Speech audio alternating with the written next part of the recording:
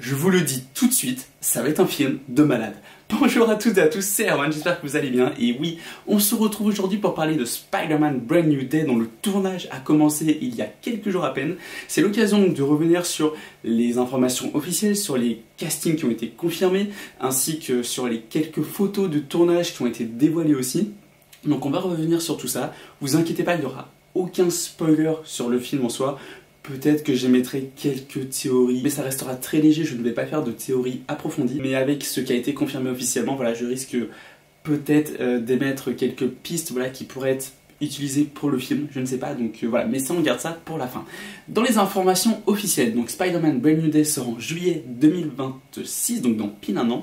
Le tournage a commencé à Glasgow en Écosse. Alors il tourne pas à New York, je pense peut-être parce que déjà c'est moins cher. Il me semble aussi que c'est Tom Holland, donc qui reprend son rôle une nouvelle fois, donc son rôle de Peter Parker et de Spider-Man, qui a demandé, voilà, comme il vit aussi principalement au Royaume-Uni, enfin je crois il a une maison à Londres avec Zendaya, enfin voilà, il a demandé du coup à tourner au Royaume-Uni. Il me semble que c'est vraiment une demande de sa part.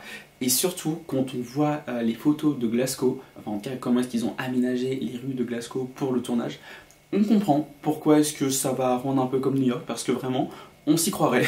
Vraiment au niveau de l'architecture, des buildings, enfin peut-être pas des buildings, mais en tout cas des bâtiments, on se croirait vraiment à New York. Enfin, surtout qu'ils ont rajouté évidemment du coup des petits drapeaux américains, parce que je sais pas si c'est partout pareil dans toutes les grosses villes américaines, mais voilà, en tout cas j'ai eu la chance il y a quelques années d'aller à New York, et il y a des drapeaux américains à chaque mètre carré, c'est un truc de fou, ils sont ultra patriotes là-bas. Mais c'est un truc que je trouve cool en vrai, enfin en tout cas moi j'ai trouvé ça assez cool. Mais on va se reconcentrer sur le film. Donc voilà, donc il tourne à Glasgow et on a un tournage en extérieur. Et ça fait tellement plaisir. C'est pas arrivé depuis combien de temps des tournages en extérieur chez Marvel? Alors, techniquement, oui, Thunderbolt, je crois, a dû avoir quelques séquences en extérieur. Peut-être pareil pour les 4 Fantastiques, mais voilà, c'est des choses, en tout cas pour Spider-Man, qui se faisaient avant. Mais pour les Spider-Man de Tom Holland, quasiment tout était tourné en studio, enfin en tout cas No Way Home a été tourné je crois exclusivement en studio, mais surtout le plus important à retenir c'est que c'est un tournage en extérieur, en tout cas pour le début. Voilà, évidemment qu'il y aura sûrement des séquences en studio, mais pour l'instant c'est vraiment un tournage en extérieur. Et ça fait du bien, c'est pas arrivé depuis combien de temps pour un film Spider-Man? Bon, en vrai je suis un peu mauvaise langue parce que je crois qu'il n'y a que No Way Home qui a été tourné, je pense entièrement, presque entièrement, du coup en studio, parce que Far From Home a été principalement du coup tourné en Europe, parce qu'ils ont vraiment tourné à Londres, à Venise et à Prague, si je dis pas de bêtises. Homecoming, je sais qu'ils ont quand même tourné vraiment dans New York, donc voilà, mais juste on n'était pas sur l'île de Manhattan. Je pense qu'ils ont vraiment tourné dans le Queens comme le film se passe dans le Queens. Donc voilà, mais là franchement ça fait du bien, et surtout on a des séquences de voltige où tu vois Tom Holland en costume, voilà, qui se balade du coup avec, enfin voilà, on va dire ça avec des câbles où il est retenu, mais on va avoir des séquences de balancement dans un film Spider-Man. Ça devrait être la norme, et c'est quelque chose qu'on n'a pas eu pendant toute une trilogie, parce que oui, dans Homecoming, comme le film se passe principalement dans le Queens, il justifiait ça par le fait que il n'y a pas de balancement haute. Bon, ok. Dans Far From Home, bon, il est pas dans des villes où il y a des buildings, donc bon, ok. Et dans No Way Home, on sait pas trop. Et il y a une info, alors ça resterait à vérifier, mais il me semble que John Watts, donc, qui était le réal de la trilogie Homecoming, Far From Home et No Way Home, avait déclaré en interview que il était pas trop fan des séquences de balancement. Dans ce cas-là, pourquoi tu fais un film Spider-Man en fait? Enfin, je sais pas, genre c'est comme si, je sais pas, le réalisateur d'Iron Man, il avait dit ouais, j'aime pas trop les armures, donc j'en mets pas. Le réalisateur de Superman qui avait dit ouais, j'aime pas trop les séquences de vol, donc Superman il va pas voler dans mon film. C'est pas logique, voilà. Mais du coup, là, le réalisateur, donc c'est Destin Daniel Cretton, qui est le réalisateur de Shang-Chi, que j'ai adoré. Vraiment, Shang-Chi, c'est un de mes Marvel préférés, déjà du MCU, et encore plus du coup depuis Endgame. Donc voilà, donc j'ai adoré la réal, j'ai adoré le scénario, j'ai adoré les chorégraphies de combat. Et savoir que c'est ce réal qui va s'occuper de No Way Home, de Brand New Day, je suis très confiant. Et en plus, le réal s'est exprimé 2-3 fois en interview, un peu sur sa vision de Spider-Man, de voilà ce qu'il comptait faire et tout. Et on sent qu'il aime le personnage, on sent qu'il est heureux de le faire, et je crois qu'il a vraiment promis des séquences de balancement, et là on a carrément des séquences de balancement en extérieur. C'est complètement fou. Pour parler un petit peu du costume, Sony a fait quelque chose que je trouve très intelligent, c'est de dévoiler le costume officiellement au moment où le tournage se lançait. De cette manière, plutôt que d'avoir des petites photos volées un peu comme ça, voilà, du coup qui tombent sur internet, pas forcément toujours en bonne qualité, là au moins on a des photos officiel, enfin on a une vidéo du coup officielle du costume, comme ça il est dévoilé, voilà, parce qu'il savait que le costume allait forcément fuiter comme le tournage est en extérieur.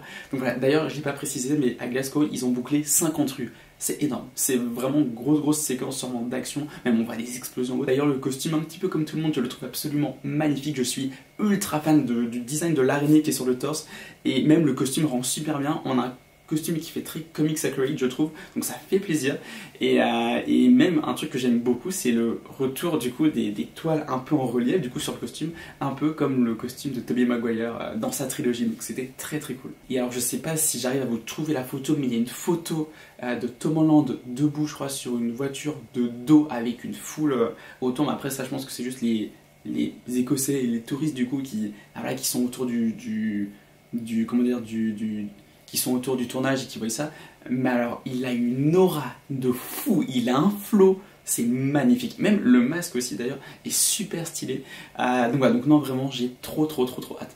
Et maintenant, on va parler un petit peu du casting qui est confirmé. Donc évidemment, Tom Holland qui reprend son rôle. D'ailleurs, ça va être le premier acteur de Spider-Man à avoir 4 films à son actif. Donc ça c'est cool, et on va pas s'arrêter à 4 films, parce qu'on repart très certainement sur une nouvelle trilogie. Donc voilà, moi j'en suis trop heureux. On sait aussi que John Bernthal, qui incarne le Punisher, est de retour dans ce rôle. Juste Spider-Man et le Punisher, John Bernthal et Tom Holland, c'est incroyable, sachant qu'une semaine plus tôt, on les verra dans The Odyssey, parce qu'ils sont tous les deux au casting de The Odyssey de Christopher Nolan. C'est leur année. D'ailleurs, le Punisher, clairement en ce moment, on sent que Marvel aime ce personnage et qu'ils ont, je pense, de gros projets avec lui, parce que donc on l'a vu dans Daredevil Born Again au mois de mars, enfin mars-avril. Il va aussi avoir son propre moyen métrage, donc un special en fait, enfin voilà, comme il y avait eu pour Werewolf by Night ou pour les Gardiens de la Galaxie avant de la sortie du 3e opus, donc ça peut être très cool. Et là du coup on va le retrouver là-dedans, et en vrai un truc que j'aimerais beaucoup c'est qu'on le retrouve aussi dans un film Midnight Sun, puisque les Midnight Suns sont sûrement en préparation, alors peut-être pas avant 2029 je pense, peut-être même 2030 au rythme où vont les choses, mais voilà, ce serait très cool, je trouve qu'il aurait parfaitement sa place. Donc voilà, et est-ce qu'on le reverra aussi dans la saison 2 de Daredevil Born Again? J'avoue que j'en ai aucune idée, mais c'est quelque chose qui n'est pas impossible. On a également Michael Mando qui va reprendre son rôle du Scorpion, qu'on avait aperçu dans Homecoming. Alors je vous avoue que je suis pas le plus grand fan du personnage du Scorpion, c'est voilà, c'est pas un méchant après que je connais particulièrement et qui me hype spécialement. En revanche, maintenant j'ai une grosse hype pour le personnage, parce que c'était un peu le méchant principal, on va dire, de la série d'animation Your Friendly Neighborhood Spider-Man, qui est sortie en début d'année, ou je crois que c'était Votre fidèle serviteur Spider-Man en français.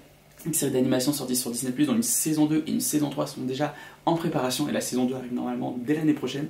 Et alors si vous n'avez pas vu la série, arrêtez ce que vous faites et foncez voir la série, elle est excellentissime. Je me suis juste pris une grosse claque, l'animation ne m'intéressait pas spécialement, je me suis dit bon, série d'animation sur Disney+, bon on verra et tout. C'est excellent, au niveau du développement, au niveau du rythme, au niveau des musiques, au niveau du côté épique, au niveau également de l'iconisation du personnage, et alors tous les teasings qu'on a pour une saison 2, bref, c'est juste extraordinaire. Et donc, le Scorpion est vraiment un élément crucial de cette saison 1, et le personnage était tellement bien écrit, il rendait tellement bien, c'était tellement stylé, que ouais, franchement, ouais, j'ai envie de voir un Scorpion en live action. Est-ce que ce sera le méchant principal du film? Je ne sais pas, mais c'est pas impossible, en vrai, c'est pas impossible, et dans tous les cas, je suis content parce que c'est un teasing quand même qu'on a depuis 2017, il aura fallu attendre 9 ans du coup pour avoir la suite, et j'imagine la conclusion de ce teasing, mais au moins, on va l'avoir. Et il y a un autre acteur qui a été confirmé, alors c'était en rumeur depuis quand même pas mal de temps, mais là c'est officiel, c'est un certain Mark Ruffalo. Oui, Hulk. Hulk sera dans le film. Je ne sais pas à quel degré, certains parlent que ça pourrait être une menace, je ne sais pas, on verra, mais en tout cas, on a le Punisher, on a Hulk, on a le Scorpion du coup, parce que maintenant je suis grave hypé par le personnage.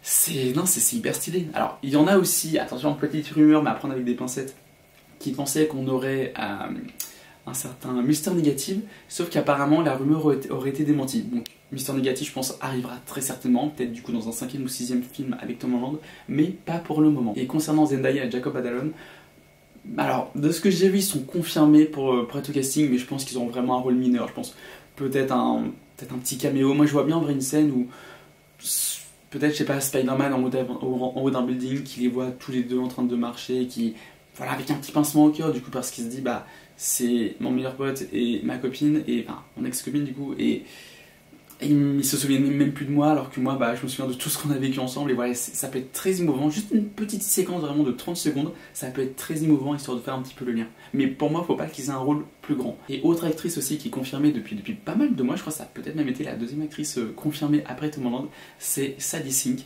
Mais on n'a pas la moindre information sur son rôle. Alors, il y a des rumeurs, mais honnêtement, je sais pas à quel point c'est fiable, je vais pas rentrer dedans. Mais voilà, Sadie Sink que vous avez vu du coup dans Stranger Things, et qu'on verra du coup en fin d'année dans la dernière saison de Stranger Things.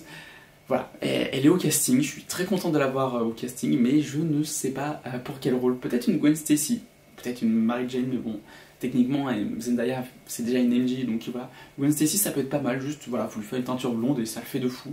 On verra. Dernière info avant de finir cette vidéo, c'est un petit détail, mais voilà, j'ai envie d'en parler, c'est le logo. Je suis complètement fan du logo. Mais vraiment, je trouve le logo juste extraordinaire, je le trouve hyper, je sais pas, fidèle un peu peut-être aux comics ou peut-être au style un peu de Spider-Man des années 90, bah, que ce soit par rapport aux comics ou même dans les jeux vidéo un peu, enfin il me semble qu'on avait un peu une police d'écriture un peu comme ça. En tout cas, je suis complètement fan de ce logo. Et voilà en tout cas pour toutes ces informations sur Spider-Man Brand New Day. N'hésitez pas à me donner votre avis sur ces informations, sur le costume, sur le fait qu'on a un tournage en extérieur, est-ce que vous êtes hypé ou pas, n'hésitez pas même pourquoi pas à partager quelques théories si vous en avez, voilà, j'y répondrai en commentaire. Donc voilà, en tout cas merci encore une fois d'avoir vu cette vidéo. N'hésitez pas à la partager, à mettre un petit pouce bleu, à activer la cloche, et je vous dis à très bientôt, c'était le Funboy, bye.